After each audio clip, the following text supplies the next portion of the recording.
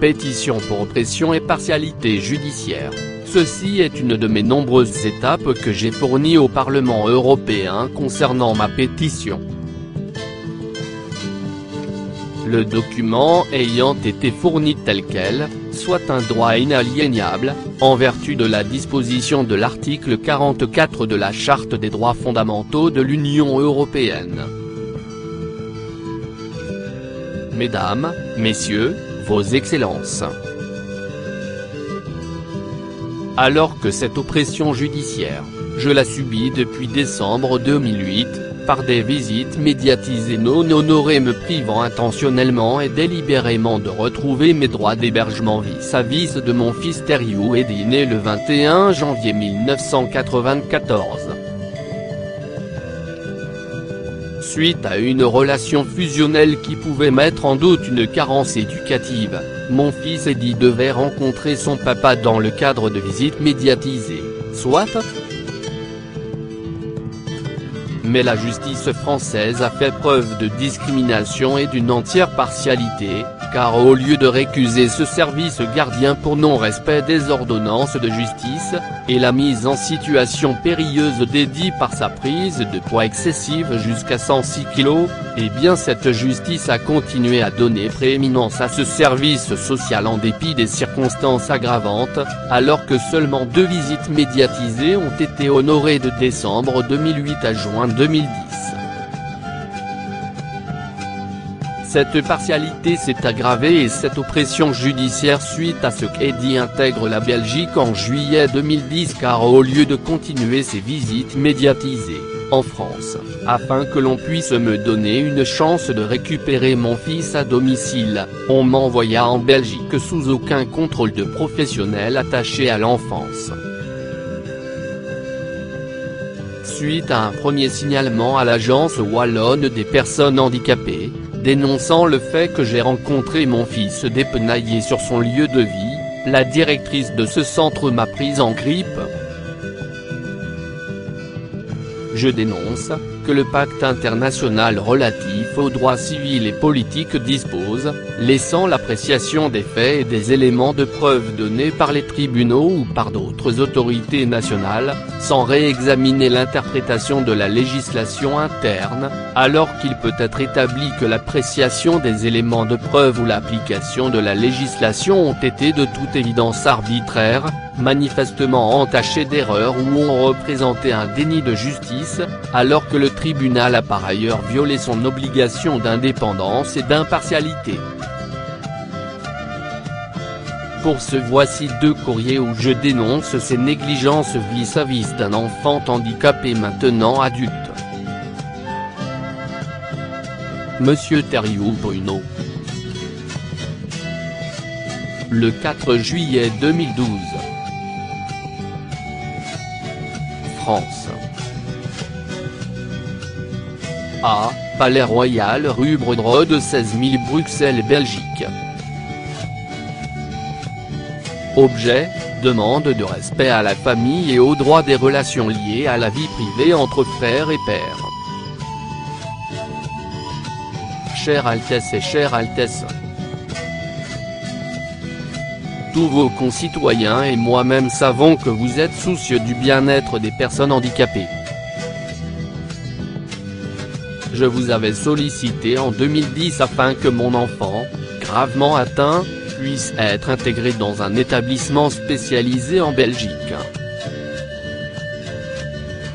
Grande fut ma déception car, à l'usage, j'ai pu constater que les soins n'étaient pas à la hauteur, tout comme en France. Suite à un signalement à l'OIF, une attitude des plus logiques, pour un papa injustement privé de son fils mais inquiet pour sa santé, pièce jointe, la directrice de ce centre qui accueille mon fils handicapé, m'a prise en grippe, attitude aberrante de la part de gens censés œuvrer pour le bien-être des familles et des enfants, ce qui a eu pour effet de supprimer encore plus les contacts avec mon fils. Ainsi, alors même que je devais pouvoir récupérer mon fils handicapé à domicile en fonction des visites, je n'ai eu que 3, mais ce sont que 2, visites médiatisées en 4 ans. L'ensemble de ces brimades et soucis au quotidien a abouti à ce que je sois placé en maladie longue durée depuis le 31 janvier 2011.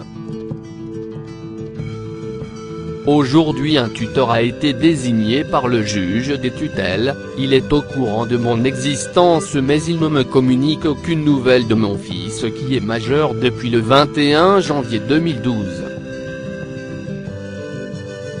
Aujourd'hui, je ne vois aucune issue à cette histoire, moi-même ainsi que mon fils ne demandons qu'à pouvoir rentrer en France et vivre ensemble.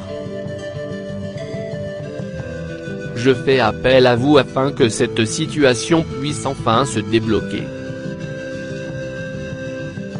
Je vous prie de bien vouloir croire, Vos Altesses royales, en l'assurance de mes respectueuses et honorables salutations. Monsieur Thériault Bruno. Ainsi que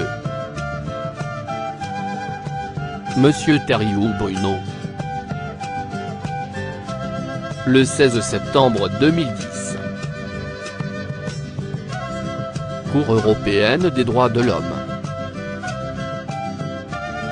Conseil de l'Europe.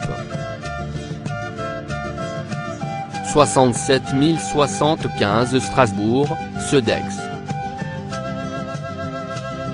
Objet, violation de mes droits et ceux de mon enfant par privation du maintien de nos relations et défaut de soins.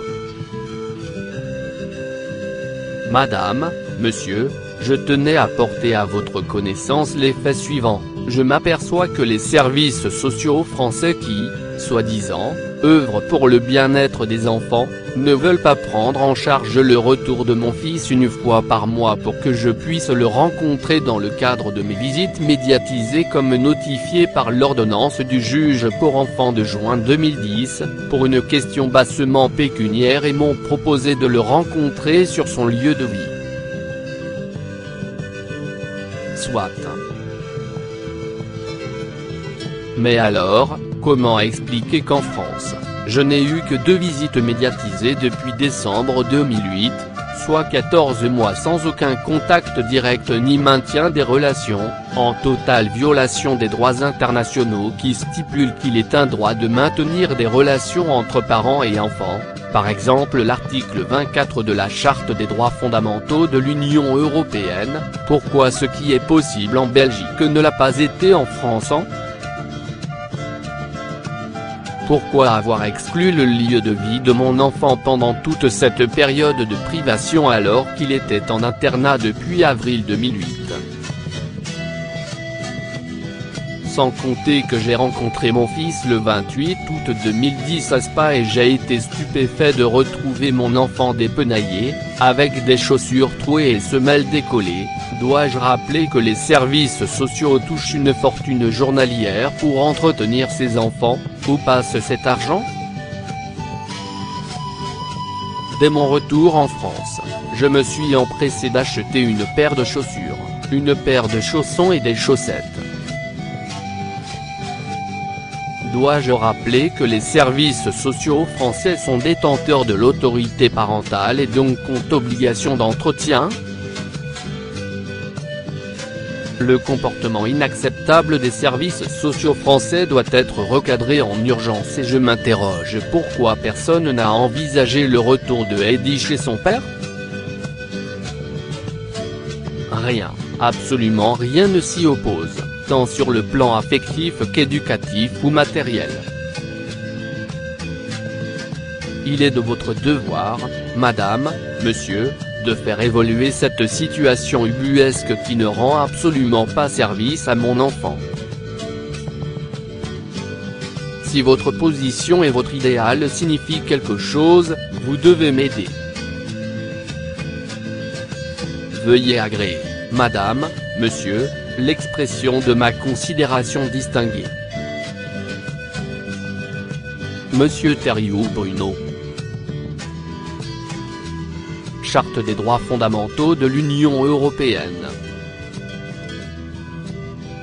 Article 24 Droits de l'enfant. 1. Les enfants ont droit à la protection et aux soins nécessaires à leur bien-être. Ils peuvent exprimer leur opinion librement. Celle-ci est prise en considération pour les sujets qui les concernent, en fonction de leur âge et de leur maturité. 2. Dans tous les actes relatifs aux enfants, qu'ils soient accomplis par des autorités publiques ou des institutions privées, l'intérêt supérieur de l'enfant doit être une considération primordiale. 3. Tout enfant a le droit d'entretenir régulièrement des relations personnelles et des contacts directs avec ses deux parents, sauf si cela est contraire à son intérêt.